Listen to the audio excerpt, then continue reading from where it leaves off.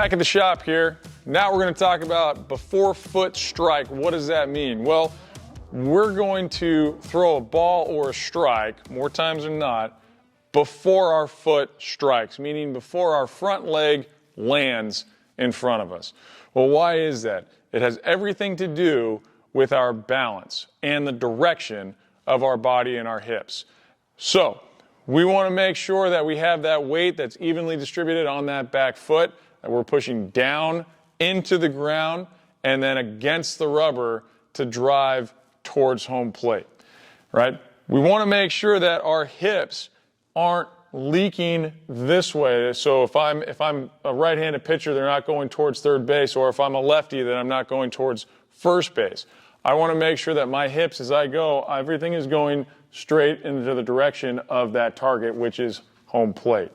So if my hips are leaking from one side to the other, I'm not going to be able to effectively use my hips, which means I can't be consistent in that strike zone, or at least throwing as hard as I would like to consistently.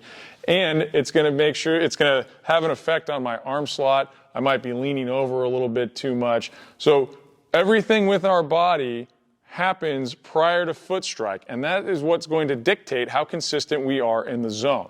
So we've got to make sure, again, that I am consistent in this back leg with that balance.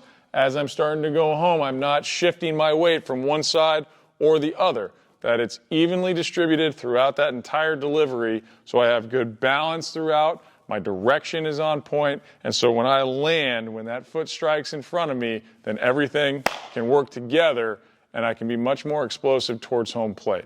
So if you need more tips on this part of it before foot strike, check us out at thepitchershop.com in our entire before foot strike section, where we go into a little bit more depth and detail about this subject.